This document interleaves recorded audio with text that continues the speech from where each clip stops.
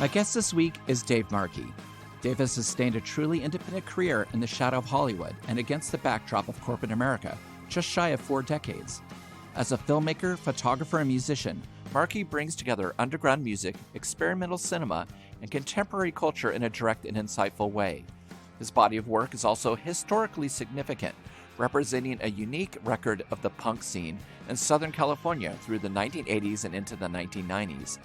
His feature films include the acclaimed Sonic Youth Nirvana tour documentary, 1991, The Year Punk Broke, which also features the Ramones, Dinosaur Jr., and Babes in Toyland, the Los Angeles punk scene Super 8 cult classics, the Slog movie, Desperate Teenage Lovedolls, and its sequel, Lovedolls Superstar, Shonen Life Blast Off, the International Film Festival favorite, The Reenactors, Dinosaur Jr.'s Bug Live at 9:30, and the feature-length documentary on the legendary Los Angeles punk band Circle Jerks entitled My Career as a Jerk. Dave Markey has also directed music videos for Red Cross, Sonic Youth, Bob Mould, Beat Puppets, The Flesh Eaters, The Muffs, The Black Lips, Black Flag, Pat Smear, and Mudhoney, amongst others. Dave is also a published author with the critically acclaimed books We Got Power, Hardcore Punk Scenes from 1980s Southern California, and the recently published Scenes from Inside. His DIY aesthetic continues to drive him, as well as inspire a new generation of filmmakers, musicians, and artists. And it's my great pleasure to welcome the Revolutions Per Movie, Dave Markey. Hi, Dave. Hi, Chris. So good to see you. I met you in the late 80s when we were working with Steve Doughton on a film in the Grand Canyon. Bedrock City. Yes, exactly. And yeah. Your films were so important to us. We were rewatching Lovedolls Superstars constantly in the Hell Cow House, and it obviously informed Steve's work as well. But you were like the first real filmmaker I ever met in my life. And it was so exciting to spend time with you. And I just had some questions about the early work. First of all, how did you get people to show up again and again to be in your films? Was that difficult to get people to show up and be like, all right, we need to shoot here on this day and you got to be who you are? Well, you see, I started as a child making films in my neighborhood in Santa Monica, and I was really good at wrangling kids and getting people to do stuff, getting neighborhood kids to do stuff. And I think that just extended out into, when I got immersed in the LA music scene here in the early 80s. And I just sort of had already had practice with kind of, finding the weirdest kids that I could and making them do stuff. Right. And I just sort of applied that aesthetic continually into when I was sort of in the whole LA punk world. Which came first? The zine, We Got Power compilations, Painted Willie, the films? What was the trajectory of you within this creative scene? In order, it would have started with me making regular 8mm films in 1974. Okay. At the age of 11. Making a film I called The Devil's Exorcist, which was my attempt at one-upping The Exorcist without, of course, seeing the film, only imagining what was in it. Was too young to see it. My parents wouldn't let me see it. Raised at that point, I was in Catholic school, and right. My mother absolutely forbade me seeing Satan on the big screen. So, in my mind, I made my own version of it as a child, and that's what got me started in film. And went on from there, just kind of putzed around the neighborhoods I lived in Santa Monica and sort of honed my craft. Really, I was just a kid that had kind of boundless energy for shooting stuff on film, also taking photographs, and also in a few years publishing my own neighborhood newspaper, which predated my fanzine work. Okay. Which was similarly the same thing. Really, me at a typewriter, writing stuff, and so like by the time 1980 rolls around, I'm getting more involved in the stuff that was happening at the time in LA, and really sort of warmed up in the late 70s, getting turned on to different music. I always loved music. When I grew up listening to, 93 KHJ, which was the 70s encapsulated, mostly bubblegum pop to, the occasional, you know, heavy band hitting on a pop level, like, say, Grand Funk Railroad's Right. Locomotion.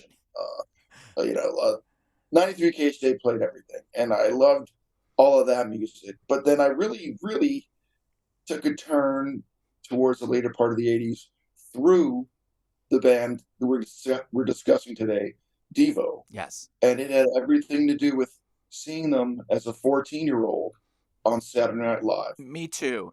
as was the first time a lot of people got to see them. Yeah, it was ground zero for me. There's like my life before Devo and my life afterwards.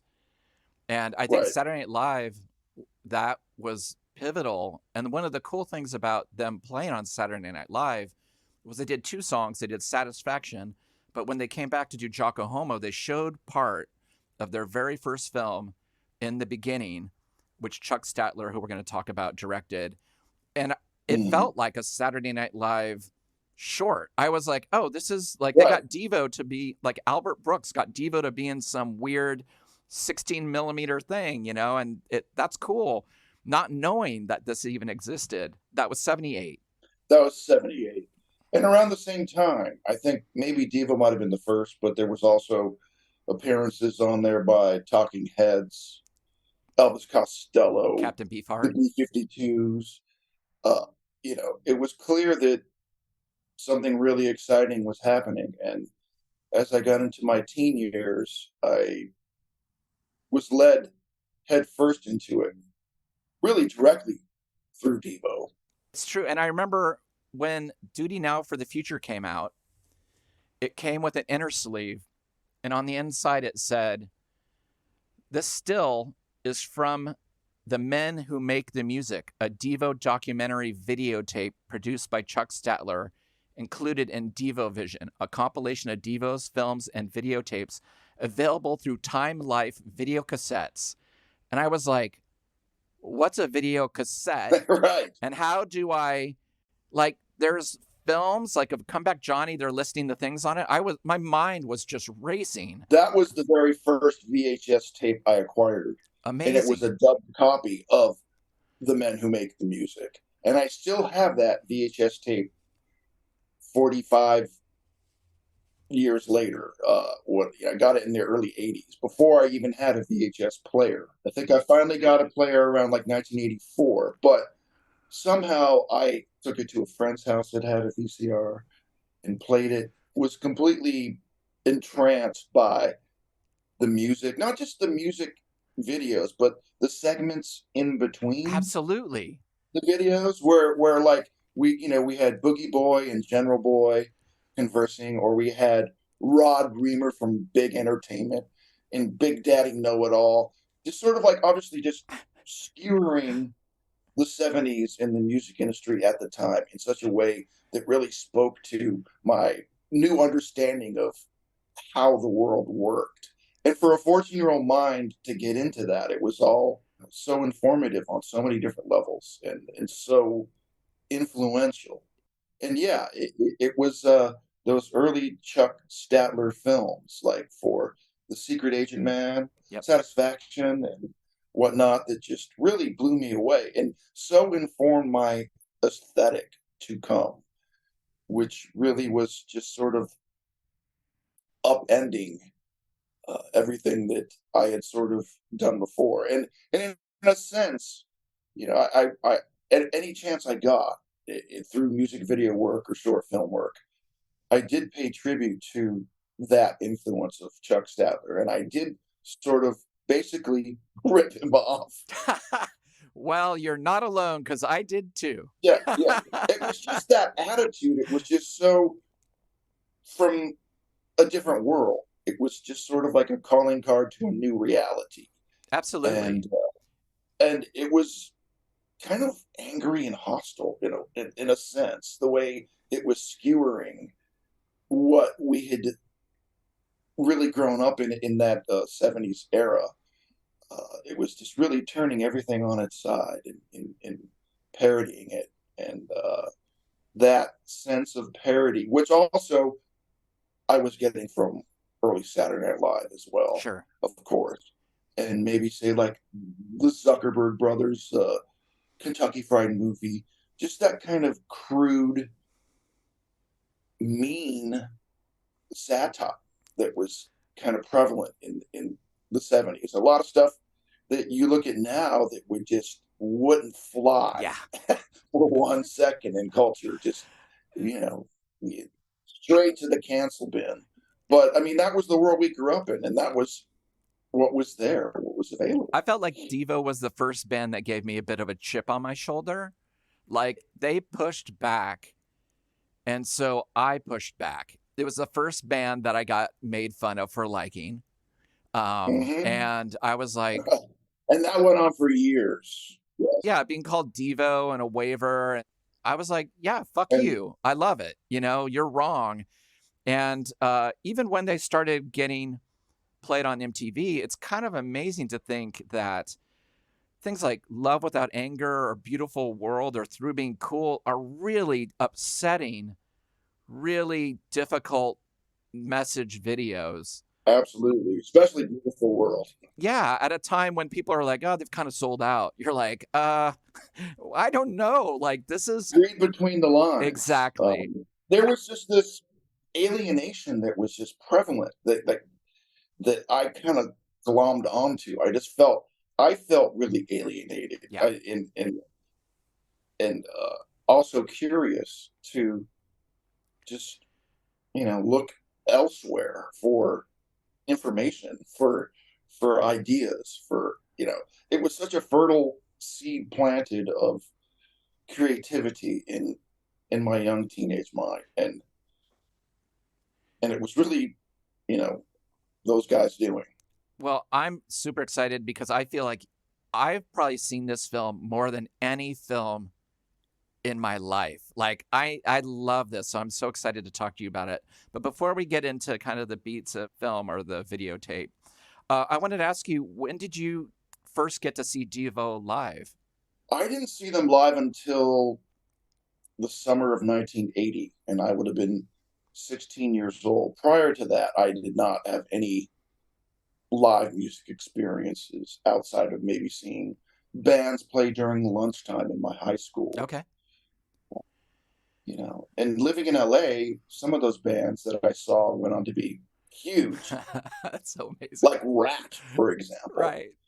Rat played in my high school doing Aerosmith covers. No one was paying attention. Right. But I mean, I didn't really care about that, but checking it out anyways. And of course, this music coming up, it seemed to be recognized by people around. All the jocks, all the normies were just like instantly threatened by it. And this is why they would look at me and maybe a couple of my other friends and just yell, Devo! And then maybe a couple years later, whip it! And Devo was often followed by Devo faggot. It was absolutely just, being yelled at you from a Camaro, just zooming down a street, blasting AC/DC Highway to Hell. Yeah. But it was just like, there was this chasm going on. And it was just like being a part of this big fuck you to all the squares. Yeah. Plain and simple. I mean, it's not like teenagers hadn't gone through this rebellious concept for decades previously, so in the 50s with the Beats and whatnot, of course, but being a young kid, not really knowing much about any of that. This was my entrance into just a different way of being. Amazing. Same here. Yeah. Growing up in the Northwest, Devo, I just was like, they're Ohio. But to me, they also ended up being celebrated in Los Angeles and California with the skater culture and like landing there and being part of it. Did you get a feeling that like, oh, Devo is part of my city, my culture? Oh, absolutely. Especially by the time Freedom of Choice came out. Okay. That was the show that I saw in the summer of 1980 at the Santa Monica Civic. It was the Freedom of Choice tour. The album had just dropped. Wow. The year before, I had gotten the first Devo record I got was Duty Out for the Future. I even had that before I had the first album. And that record, Duty Out for the Future, Yeah. getting that as a 14-year-old, that really, really was. And what a great record. Everything about it. The material, the production, the way it's done. And then, then they turn a corner and deliver Freedom of Choice, where they're going to have their first pop hit. Yeah. And it still was great. It was different, decidedly different tone in the music, but Freedom of Choice is also magical in its own way. Absolutely. There's a great Target video DVD of the 1980 tour. And it's so funny. They come out of the gate. They're like, we're getting Whip It Out of the Way. They opened up with it. I saw that. Yeah. The show that I saw, the Santa Monica Civic, was the day before they shot that video up in Petaluma. Yeah. So. Oh my God. Amazing. So they come out, they're like, we're doing all the Freedom of Choice stuff right now. And they're really minimal in their music and movement. But as the show goes on, it gets angrier and uglier and more perverse, swelling, itching brain and Jocko Homo. And they're like their clothes are getting ripped off and they're starting to move more close to the edge of the stage and actually going out into the audience and like standing on people and walking over people. And I just thought it was so masterful for them to do that. And then, so I just imagine people being like, hey, I'm going to bring my date to this new wave band, right? Before their encore, they have that film of Boojie Boy and General Boy in an industrial plant. And Boojie Boy's ball goes missing and he puts his head into an industrial press. And he gets his head smashed off. There's blood everywhere. And then they unwrap his bandage in a hospital. And it's like very Derek Jarman, very spooky, like underlit 16 millimeter film. They start underdoing these bandages really slowly in this hospital. And it's Boojie Boy's mask reversed inside out. And it's just blood and everything's just gushing from it. You can hear the people in this Target video audience just being like, oh my God, like, no. And then he comes out with the mask reverse and does a song. And you're like, they're a top 40 band at this point. It's amazing. Well, I think it just was starting to break. Okay. At that point. I don't think, Whip It was a huge hit yet. But, okay. I mean, at the time, there was no real matrix to create a hit. This was before MTV. This was, there was only a few radio stations in the United States at the time that would even put Devo on their playlist. Okay. We're talking 1980. Of course, there was K-Rock in Southern California. And there was a handful of other stations, I know in the Pacific Northwest and on the East Coast and in Chicago and whatnot. And somehow that song just clicked and really brought them to the next level. I think Devo had honed their act in the previous years, playing smaller venues in Los Angeles like the Starwood and the Roxy and, playing the Boulevard Gardens up in San Francisco. And they had really sort of honed their act. And, I think the evolution of their songwriting from the first album to the second album to the third album, every record is new. It's a new experience. Yeah. And they're stepping it up. And that all took place really in a short period of time. Oh my gosh. So yeah. What a period of time it was for them as artists. And of course, they had started in 73. So Chuck Statler had originally convinced them to document what they were doing. They were getting ready to throw in the towel. I think they were the Devo Sextet, and they were performing in the early 70s as this art noise collective. And there was yet another Mothersbaugh brother who went on later to work for Moog, who was like building electronic drum sets for them and was part of it. And they were all about clearing a room.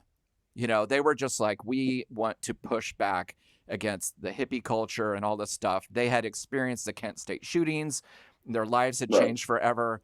They were being reactionary, but they also at the same time kind of wanted love. They kind of were like, no one likes us. This is kind of a waste of time. And Chuck Statler, who was a filmmaker friend of theirs, said, hey, before you quit, let's make a film documenting the idea of Devo and de-evolution and some of your songs. And that's what they did. And the film was called In the Beginning Was the End. It has Choco Homo, an early version that was also on Stiff Records later on, and also a different version of Secret Agent Man. And it started playing festivals and kind of blew up because it was so weird. And again, music videos were not a thing like this, where it was like storytelling and costumes and cool sets. So Devo's career really got started through filmmaking. And they would play the film before they would play in, you know, the mid 70s and late 70s before they had a deal. This was kind of their calling card for people to be like, oh, I think I know what you are. I see it. I've heard it, which is remarkable. It makes total sense because they were completely visual concept. I mean, you know,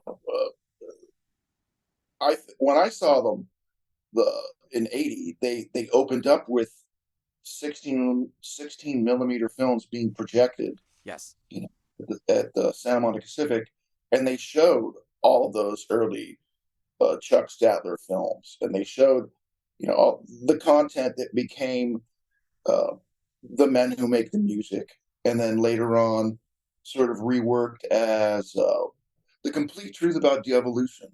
But it was really that Men Who Make the Music VHS tape. Yes. And seeing those films projected at their show that I think really adhered me to the band even more. It was just like, this was the band for me. So what about Chuck's aesthetic did you take? I mean, what were the things that beyond the music that visually you were soaking in?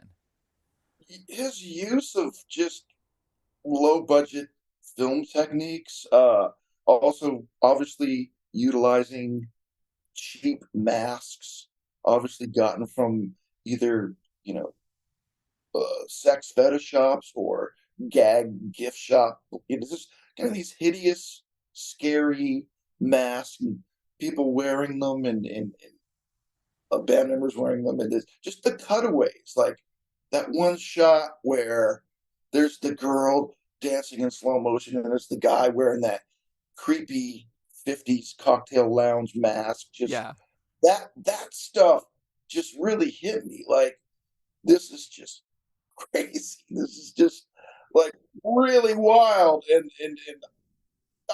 I had not seen anything like that, and it was just, perhaps it was just the timing. It was just being that young, impressionable age, and then wandering in and just seeing this completely twisted, unique kind of stuff that obviously they put together with very little resources.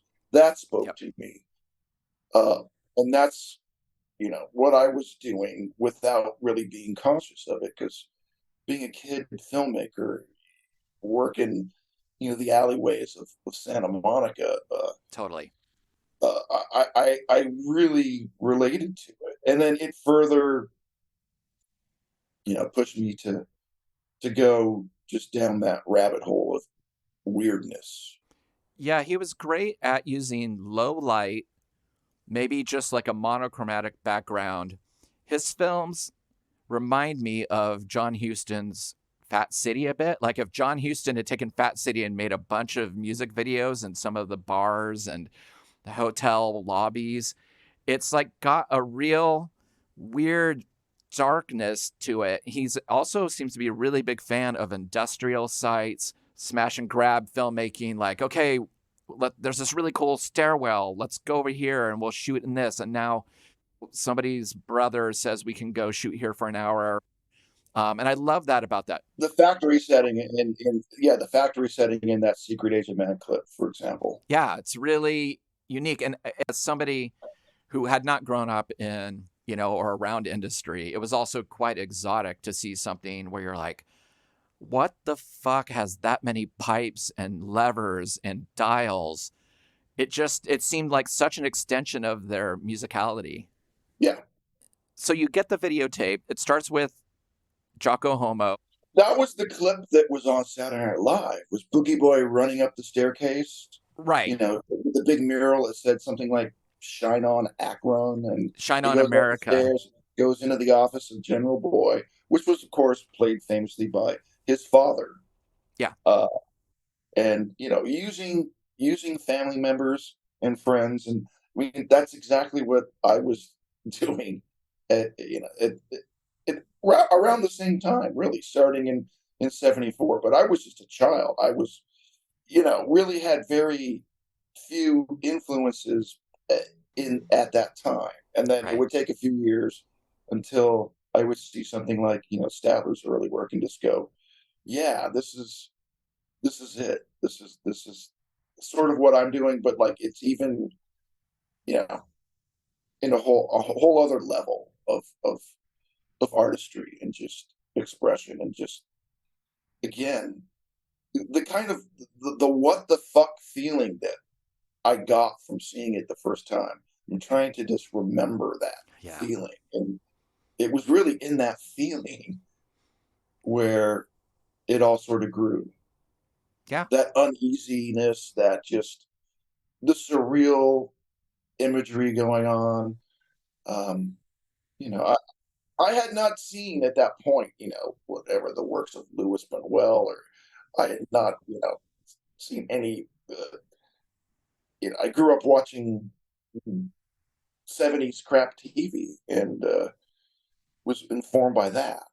So, again, the cultural push that Devo and Statler were doing, that was just skewing all of that media, really, really connected with me. It really created a sense of unease, as you said, because I had no context either. This, to me, was some of the first experimental filmmaking I'd ever seen in my life. And so General Boy says, every man, mutant, and child will know the truth about de-evolution. Then we head into the Jocko Homo video, which is so amazing and creepy again. It's obviously some sort of college setting where like a medical thing where people are sitting around, they can kind of look down on slabs. And Mark Mothersbaugh is just kind of holding court as this professor type person and doing his thing where he points on the bump, bump, bump, bump with his finger back and forth. I remember that the way Mark moves, just being like, what the fuck is that? Like, he's just moving his finger. Yeah, he does this amazing dancing move in that I don't even know how he did it. He's sort of like dancing in place, but leaning backwards and forward, like, long before David Byrne maybe would affect a similar thing. But this is like, before, of course, the album version, the early version of that song. And there's just this one dance move that Mothersbaugh did. Baffling. And I recently went back and had a look at the stuff. I hadn't looked at it in years. It's, of course, firmly imprinted in my brain. But I took some notes, and one of the notes I took was just like that one dancing in place, leaning backwards thing that Mothersbaugh does. Mind blowing. Yeah, it's like a puppet. There's one point where it looks like he forgets to do it, and he's jerked back into it, and he puts his hand on his head like, oh, I'm being trapped in this dance that I have no control over. It's so incredible. Again, there was nothing like it. And then they cut to the Devo members saying, "We are Devo," with like just, pantyhose over their face. Right. And weird glasses and just, glasses and pantyhose. It's like you're getting robbed by, spacemen that are, frightening. Let's just say it was frightening. Yes. It was terrifying in a way, and that's what made it so great. I totally agree. When I saw that Saturday Night Live thing, it took me a while to get the courage to buy the record because I was kind of scared of what was going to be on it. And it wasn't until I heard Dr. Demento play Blockhead that I was like, okay, I can take this. I'm a big boy now. And I got the record. I do remember people talking about Devo on Saturday Night Live the next week. People being like, Oh, I watched it with friends at the time, and the room just went hostile. People were like, "What is this?" Like yeah, the kids that I was hanging out with at the time, I sensed just like, you know, how could they do this to the Rolling Stones? So disrespectful. right. And here I am thinking, I don't know, this is pretty great, you know? Yeah. And another one of my friend who's sort of the only other person in the room that responded somewhat positively to it said, "This is robot rock." Oh, So yeah. I remember that, like they're robots. Of course, this was predating, Kraftwerk and Yeah. We Are the Robots. You know, again, that would come what 1981, I think. Computer Yeah, World. like That's 79 such to an amazing 81, something record like too. that. Yeah. Yeah. Yeah. Kraftwerk were a whole separate discussion here, but it does sort of tie into that music at that time that was sort of getting heard and making waves. I remember when that Kraftwerk record came out in 80 or 81, like all the black kids in my school, they loved it. They would dance to it. It was like, you know, such an obvious thing that was going on. And they also love like the Flying Lizards too. Like the black kids in my school, they were taken to it. They were like pop locking to it. And of course, that stuff would become influential into hip hop, right? Yes. And vice versa. Like Devo took hip hop into some of their videos, and so did Blondie, and definitely parallel artistry going on there. And a lot of like, what is this? I've never heard anything like this. Yeah, you got to remember it in the frame of that time because in that time it was so different. When you listen to it now, it maybe doesn't sound as off-putting as it did to our ears as early teens in that 70s culture, right? I still think it's upsetting. I think it's, to come out on this videotape with Jocko Homo, which is their theme song, but is also not based in pop music. It's really experimental. It's weird. The tempos are all over. It's unnerving still, I think, in terms of if your ear's not tuned to it, you're still kind of Mm-hmm. gonna be like, oh, really? Like if that was the first song that somebody's heard by Devo, they may just be like, okay, whatever, if they're not used to something that adventurous. And then after this short film is when some of the new stuff came into that was specifically made for this Men Who Made the Music video. They have the Devo corporate anthem playing, and they show General Boy in his office. He's so great in it. He's got such a weird voice. It's like, hi, I can't even do it. It's just so reedy and high. And it was Mark and Bob One's dad, and he kills it. He seems so corporate-y and uncomfortable. So 1950s, right? Like, Yeah. like that Midwestern corn-fed kind of 50s Americana. When Mark turns to him and says, "Oh, Dad, we're all Devo." I mean, he's really talking to his dad. That's how close to home this whole thing is. The General Boy's going like, we're here to talk about hairdos and don'ts, Oh, I got it here. He says, it's a wiggly world, but Devo are in the solid state, the way of today. Of course, they're worried about food, about genetics and hairdos and don'ts, about the future. And then they go into the Day My Baby Gave Me Surprise, which might be my favorite Devo song. I mean, it's hard to pick one, but I just love that song. And again, It was a video I hadn't seen, just this weird fake scientific laboratory that they've made with fake machines with lights flashing on and off, and they're operating them. And it's kind of awesome because Mark is like a sex symbol in it, but he's so weird in it too. He's doing all these kind of like groovy, sexy moves and wiggling his hips and shoulders like he's some sort of star. But it's so weird and off-putting that it's just, I do think it's incredibly sexy. Sure. No argument there. I also love like the crude animation in there, like potatoes. I couldn't figure out what that was for Yeah, years. potatoes playing the teeth of a hippo. Yeah. Like a marimba.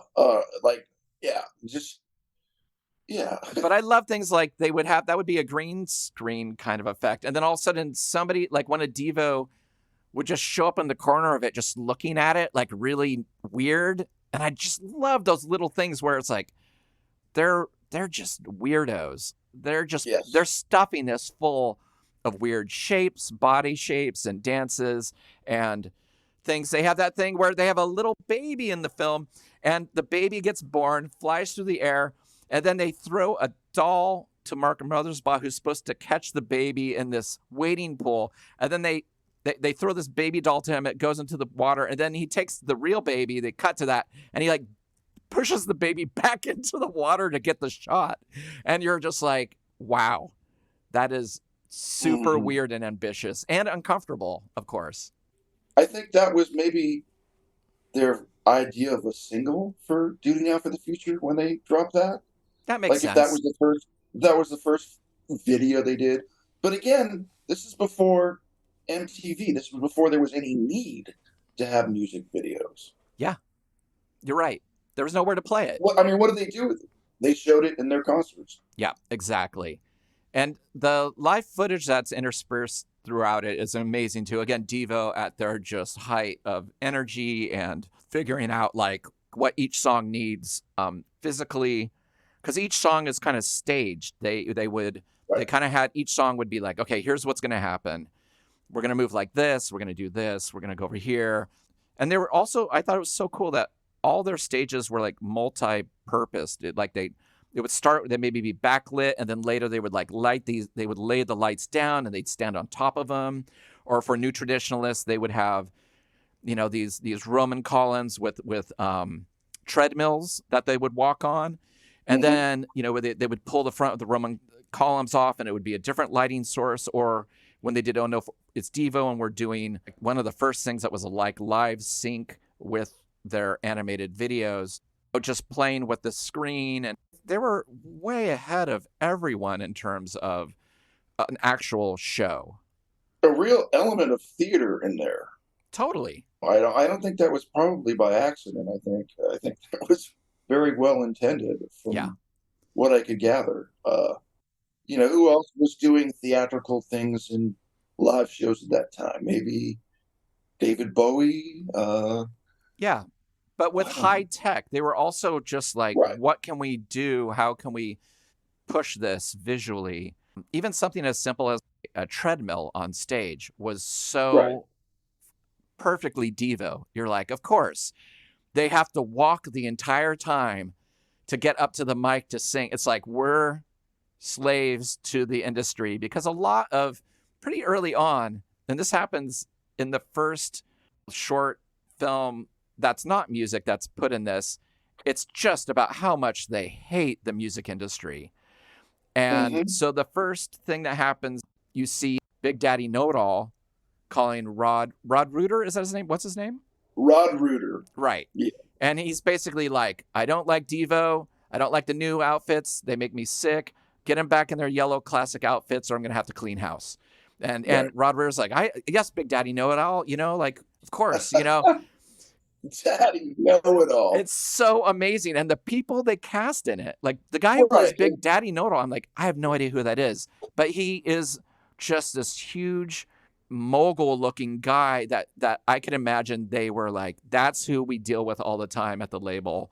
I love line deliveries from non-professional actors personally. Again, you know, let's chalk that up to a Devo influence. There's just something kind of amazing that happens. You know, you also saw it in the work of John Waters films. In fact, early on, I believe Devo was paired with like screenings of John Waters' Pink Flamingos. Like, Wow. I know I have a flyer somewhere that it's early 70s, and early on in Devo's career. It makes total sense. They're playing some state university, and it's like Devo on stage, and then Pink Flamingos. film screening of John Waters' Pink Flamingos. Amazing. How much can you take? Yeah. Trying to blow college kids' minds here. And yeah, I mean, again, like someone like Edith Massey in John Waters films is the perfect example of a non-professional actor delivering a line. There's just magic there. I talked to Chuck about that because he used a lot of non-professional actors in his stuff. He did a film for Suicide Commandos called Burn It Down. He's just it's like 30 seconds of just people he dragged out of bars and put them in front of a colored screen, and they're going like, burn it down, burn it down. And then the music starts, and it was amazing. They found a house that was going to get burned, and they just put the band in front of it in the dark and lit them with a couple lights and filmed it a couple times. And they're like, all right, that's the video. It's so funny. I'm interviewing him for an upcoming episode, and we were going to talk, ironically, yesterday, but he met somebody at a bus stop who took him to this party, and he started documenting these people. And he's like, I'm so sorry, but like he's doing this portrait series now is what he's doing. He's 80 right now. He's 80. Wow. And what he's doing is he's doing these portrait series, and he's like, can I postpone? And I'm like, oh my God, make your art, do it. But I just love that to this day, he's still finding weirdos and going out. That's really inspirational. Absolutely. Yeah. Yeah. You don't retire and rest on your laurels. You still, at 80, beat the streets for the freaks and find their world and document it. Totally. Put it on the big screen. Again, this is what I was doing as a child, and really out of necessity. There really wasn't much you could put together, but it really sort of had me looking, again, for just the weirdest kids I could find, and I was just going for that. And this was before punk rock for me. It was like my aesthetic was already punk before I was punk. I mean, it was just what it was. And sort of, I mean, Andy Warhol, did that too. It was so much of just like, finding the freaks. Yeah. And I think, Chuck and Jerry and Mark obviously saw something in each other. And I know that Jerry and Mark, when they were at Ohio State, would basically stay in character for days. They would put on the masks, and they would not, like, their friends would be like, okay, enough. And they would be like, no, I'm a baby. And they would eat like a baby, and they would run around like a baby. And people were like, oh my God, enough. But they just couldn't help themselves. And I think, for some reason, one of the great things about talking to people on this podcast is the things that people have picked are things that are just baked into their DNA, and they couldn't help it. It was going to find them. And that also means meeting other people in your scene. All of a sudden you're like, I know there are other people out there. If there are these weirdos in Ohio doing this, there's got to be someone here. Oh, I wanted to ask you one thing about this scene though, real quick, if that's okay.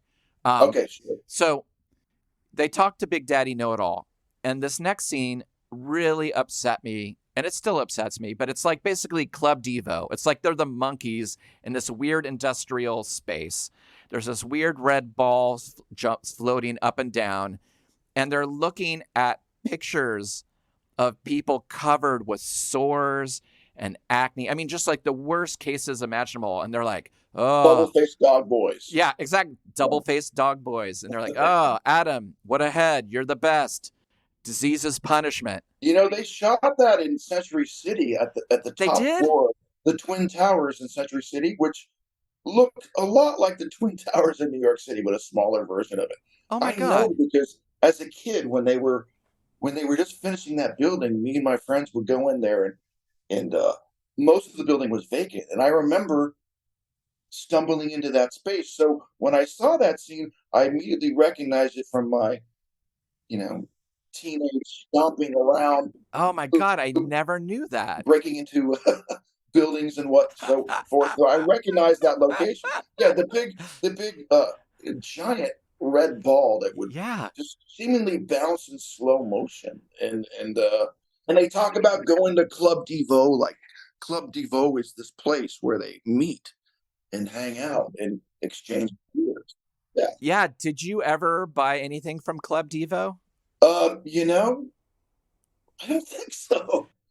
I remember writing Devo. I remember I wrote them really early on and I sent them a photo. But I did acquire a lot of that stuff just from around. Yeah, I have quite a Yeah, and few it of was those cheap. badges. Like you could get Right. a hat for $5, a Devo, flower pot hat for $5, or an action vest for $7. And I remember, I've had all those things through the years, but yeah, I don't even know where I acquired them from. yeah, they're amazing. What a cool sense to basically have something. It was the first time I ever collected something.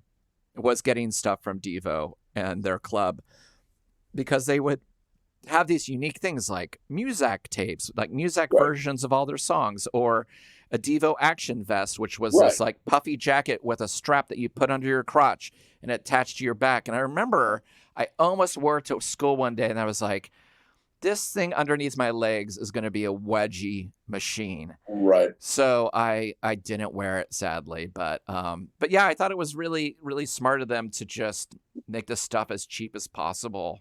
But I love that, they go to this meeting with Rod Reuter, who's basically, you need to come in here. One of the things I say a lot in my life still is they put his voice through the voice stress analyzer. They're like, put it through the voice stress analyzer, and they flip the switch, and he's like, oh yeah, we love you guys. Big Daddy Know-It-All would kill for you. And they're like, oh yeah, we do it all for you, Rod. Which of course was an advertising slogan for either McDonald's or Burger King at the time. Oh, I don't remember that. We do it all for you, Rod. We do it all for you. Yeah. Actually, I think it was McDonald's. Yeah. Of course. No, Devo took things out of TV commercials and put them in songs. Again, that's something I noticed as a young spud myself, and just like, right. Of course. I mean, Madison Avenue, just all the programming that's going on, all the manipulation that's going on through advertising. Devo's putting him into song lyrics. Hold the pickles, hold the lettuce. Special orders don't upset us. All we ask is that you let us serve it your way. They use those lyrics Too Much Paranoia on the first album. But this meeting they have with Rod Reuter is one of my, I'm so glad that you love these little movies they made within the movie. They go to this meeting, and Rod's playing this song by Parcheesi, this new group called She Didn't Know I Was a Midget, which was an old Devo demo. But it's so funny. And he's like, why can't you be more like this band? They're hot. Why can't you be more like them? And Bob One goes, well, I guess we like ideas. I could just imagine them taking this stuff verbatim from these meetings. Do you know the story about Johnny Lydon and Devo with Virgin Records? Heard about it, yes. Like, what was it? Branson wanted to make Lydon be Devo's frontman. Yeah, he flew them down to Jamaica. Sex Pistols broke up. Yeah. And Mark said they all got really stoned with Branson. And he's like, did you like the Sex Pistols? And they're like, yeah, they're great bands. It's a bummer they broke up. And they're like, in the next room is Johnny Lydon. He's ready to become the new singer of Devo, and we've got press ready to go. They said it was the most high they'd ever been, and they were like, But Devo really controlled all their stuff. I mean, even on that first album, they drove Brian Eno crazy because they wouldn't let him change anything from their demos. They wanted everything to sound exactly like their demos. And he got a few things in there, like the Ramayana monkey chant on Jocko Homo and things like that. I heard that he had layered a lot of stuff in, and Devo just took it out. Yes. But yes. Maybe some of the stuff that remained, maybe some of the stuff in Space Junk. It almost sounds like what Eno did with David Byrne a few years later with My Life in the Bush of Ghosts, in a Absolutely. sense. Those weird chants going on in Space Junk. I wonder if that's Eno's input. I'm not even sure. I'm assuming it is. But I know that Eno had dubbed in a bunch of stuff, and the band took most of it out. Yeah, Mark in an interview recently was talking that he found some old stuff and he was kind of like, "Oh, why did we take this out? Like, it's cool." Supposedly, there's recordings that exist. Yeah. I would love to hear that. Oh my God, I'm dying to. But he did keep a couple things in, like the sound at the beginning of Uncontrollable Urge that is somebody holding a guitar chord. It was like just an electrical failure signal that they just did. They stumbled upon. And yeah, like you said, the chants and Jocko Homo and things like Space Junk. But yeah, Right. I think they were really controlling of their identity and their artwork and what they wanted to do. And they were on Warner Brothers, and so Right. it was like a deal with the devil for them, and I feel like their entire career was kind of like just kind of throwing shit at the label too. They just were never happy with their relationship. You could talk to Captain Beefheart about that. Yeah, I wish I could. But I mean, it's not a new story, Right. But it is interesting that so much of their art was them kind of they were really into making Warner Brothers uncomfortable. It's kind of like how the Residents, when they were first forming, seeked out Warner Brothers and sent them their music, and Warner Brothers returned it to them, not having a name, saying return to the residents of this address, and so that's where they got their name. That's great. That's great. The other thing I love is the scene ends. So they're fighting in this conference room, and eventually he kicks them out. Rod Reuter kicks the band out, and they meet in this really weird looking bar that's got like turning mirrors in it. Is that in LA too? Do you know what that is? That I think space? that was supposed to be Club Devo. Okay. Club Devo, But I don't know think. where they shot it. Yeah. It's amazing looking. And it's so great. One of my favorite lines in anything that has really informed me is the first thing they do is they sit down and they're talking, and Mark's like, "Oh man, just wait till we get a Recombo DNA lab. They got these bubble-eyed dog boys down in the valley. I don't know how they put these things together." And then Jerry's like, all right, yeah, we'll get to that. But let's talk about the meeting. Bubble-eyed dog boys was like, that to me, I was like, it created such theater in my head. It was also hilarious. Yeah, it was totally. also funny as fuck, and again, very, very intriguing. It's amazing someone say like Neil Young that saw something in Devo and brought Devo in to be a part of his film that he was making at the time, Human Highway. Yeah. Which Devo excised their clip out of. They did a cover of Worried Man, which I believe is a standard song from 50s, 40s maybe, way back. And that bit where Neil brings in Devo and they jam on Hey Hey My My. Oh my God. Yeah. And Boojie Boy's in a crib singing, and it's just one of the most out there moments in late 70s rock, if you ask me. And that's also in Neil's film Human Highway. And someone like Neil seeing these same things in Devo, it's just like, this old guy from the 60s, that would have been my only view of Neil at the time.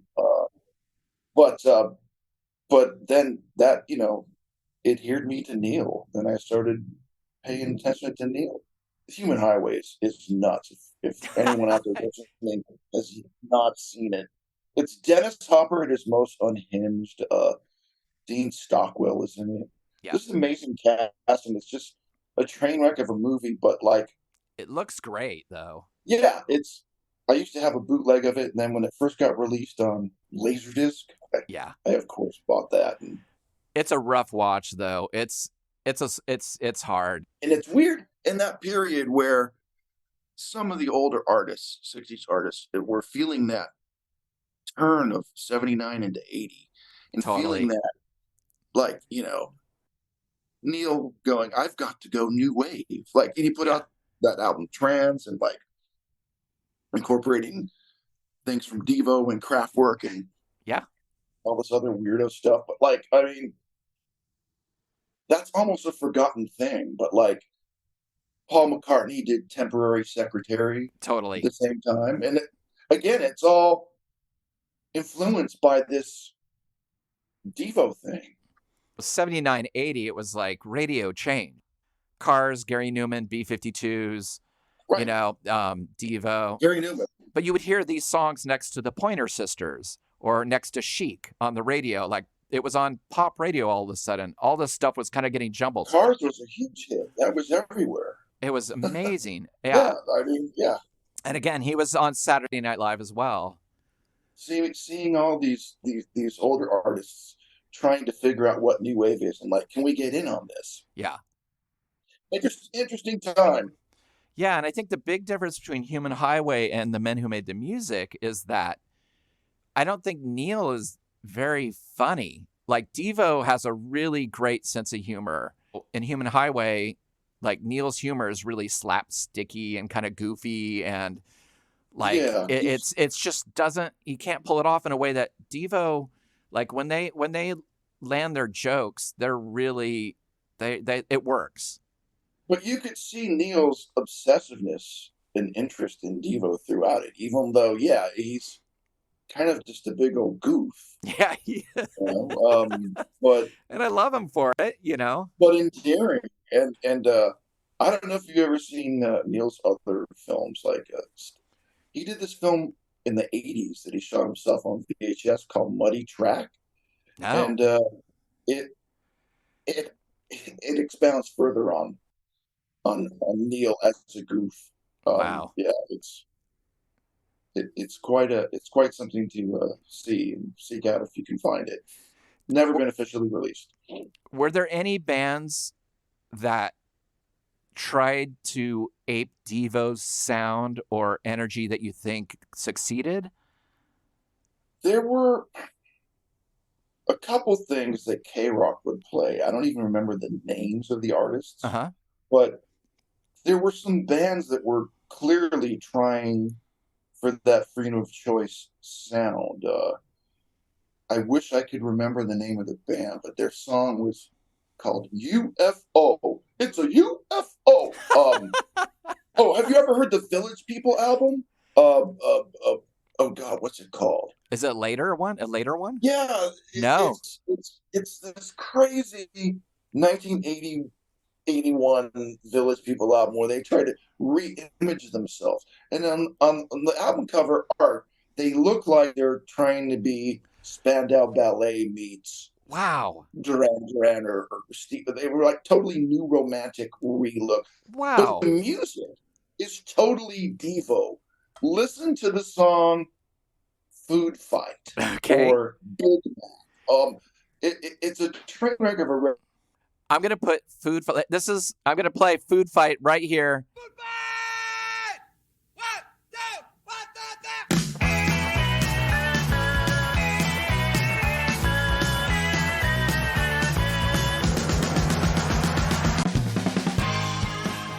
Thanks for listening to Revolutions Per Movie. This is the end of part 1 of my 2-part episode with Dave Markey talking about Devo's The Men Who Make the Music. Next week, part 2 will cover such things as the magic of drummer Alan Myers, Dave Markey's work with Nirvana and Kurt Cobain's love for Devo, the mystery of Spaz Attack, the LA punk club scene, sneaking in the shows, and the actual truth about de-evolution. So come next week and shrivel up under Daddy's cap as we continue our talk about Devo's The Men Who Make the Music. And remember, Revolutions Per Movie is a completely independent affair, and the best way to support us is over at patreon.com/revolutionspermovie, where we have bonus episodes every week. Hope you'll go check it out, and we'll see you next week for part 2 of our talk about Devo with Dave Markey. Bye.